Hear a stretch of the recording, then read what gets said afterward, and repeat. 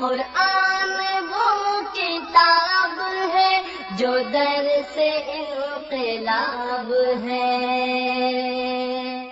سمجھ کے گر کوئی پڑھے تو نور علی نور ہے۔ اللہ پر بھروسہ کرنے کا مطلب کیا ہے؟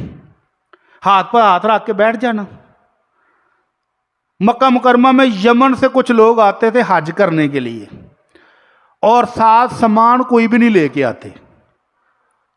تو حضرت عمر رضی اللہ تعالیٰ عنہ کو پتہ چلا بھی یہ گھر سے خالی ہاتھ آتے ہیں، سارے رستے لوگوں کو تنگ کرتے رہتے ہیں، کھانا دیو جی، کھانا دیو، کھانا دیو، اور مکے آ کر بھی مانگتے رہتے ہیں۔ تو حضرت عمر نے پوچھا ان کو، پوچھو تکلیف کیا ہے، کیوں نہیں زیادہ راہ ساتھ لے کر چلتے؟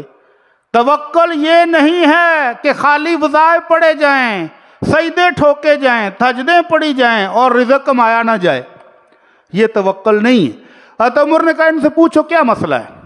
کہنے لگے جی ہم اللہ پر توکل کرنے والے لوگ ہیں۔ ماشاءاللہ۔ حضرت عمر نے کہا ذرا کوڑا میرا پڑھایا جائے، انہوں نے میں سیدھیاں کراں۔ یہ توکل ہے کہ لوگوں کو تنگ کر رہے ہو، لوگوں سے مانگ کر کھا رہے ہو؟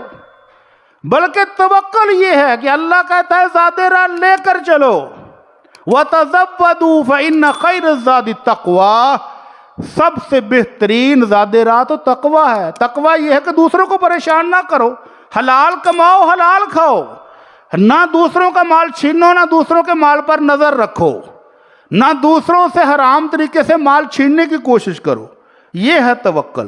تو تم زیادہ راہ لے کر نہیں آئے تو آتے کہتے ہو ہم توکل کرنے والے، یہ کیسے توکل لے کر آئے ہو؟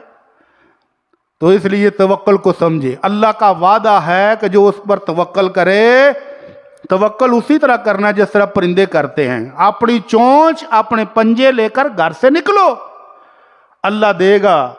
جس طرح کے حضرت عبد الرحمن بن عوف رضی اللہ تعالیٰ عنہ نکلے، اللہ کے نبی کے مہاجرین جب مدینہ منورہ آئے تھے تو اللہ کے نبی نے ایک ایک انصاری کو بھائی بنا دیا کہ ان کے مسائل ہیں، گھر رہنے کے لیے نہیں ہیں، بیوی بچے نہیں ہیں، کھانا کھانے کے لیے نہیں ہیں، پہننے کے لیے کپڑے نہیں ہیں، ایک ایک صحابی اپنے اپنے گھر میں ایک ایک بندہ لے جائے اور ان کا ساتھ دو۔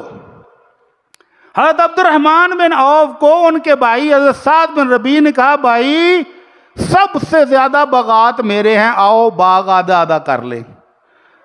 بھائی میری 2 بیویاں ہیں، دیکھ لو جو تمہیں پسند آئے میں اس کو طلاق دیتا ہوں، عدت کے بعد نکاح کر لو۔ بھائی میرے پاس بہت مال اللہ کا دیا ہو، آؤ آدھا آدھا کر لیں، اللہ کے نبی نے تمہارے ساتھ تعاون کا حکم دیا ہے۔ تو عبد الرحمن بن عوف کہتے ہیں اللہ تعالیٰ میرے بھائی کے مال میں بھی برکت دے، میرے بھائی کے گھر والوں میں بھی برکت دے، مجھے دونوں چیزیں نہیں چاہیے، مجھے تو بتا دو کہ بازار کدھر ہے۔ ان کے مدینے کا بازار تو فلاں جگہ ہے۔ خالی ہاتھ گئے، لیکن گئے ہیں نا، گھر سے نکلے ہیں، وہاں جا کر ادھار سامان خریدا بیچا، خریدا بیچا، اور شام کو جب آئے تو منافع میں پنیر اور گھی لے کر لوٹے تھے، اور چند دنوں کے بعد شادی بھی کر لی۔ اللہ کے نبی نے پوچھا کیسے عبد الرحمن؟ کہنے لگے اللہ کے نبی شادی کر لی ہے۔ اچھا اتنے امیر ہو گئے ہو، شادی بھی کر لی؟ جی ہاں اللہ کے نبی۔ کیا حق مہر دیا ہے؟ اللہ کے نبی کھجور کی گٹھلی کے برابر سونا حق مہر میں دیا ہے، عام چیز نہیں۔ آپ نے فرمایا اولم ولو بشات، اچھا پھر ولیمہ کر، ہمیں بھی روٹی کھوا، اگرچہ ایک بکرا ہی ذبح کرو، اور بکرا ذبح کر کے روٹی کھلائی۔ ہمت کرنے والے عبد الرحمن کو اللہ نے اتنی برکت دی کہ 1000 اونٹ پر قافلہ آیا اناج لے کر، تاجر باغے خریدنے کے لیے تو کہا میں تو بیچ بھی چکا ہوں۔ کس کو؟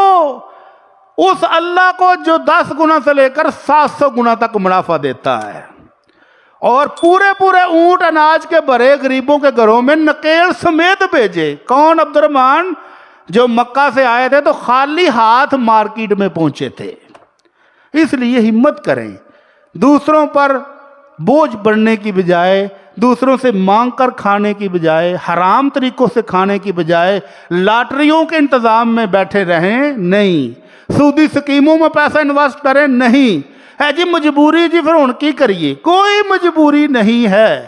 اگر آپ کے پاس 10 روپے ہیں تو 10 روپے بازار لے کر نکلے اور چیزیں خریدے اور بیچے، لیکن سودی سکیموں میں اس کو انویسٹ نہ کریں۔ اگلے جمعہ انشاءاللہ سود پر ہی ہوگا۔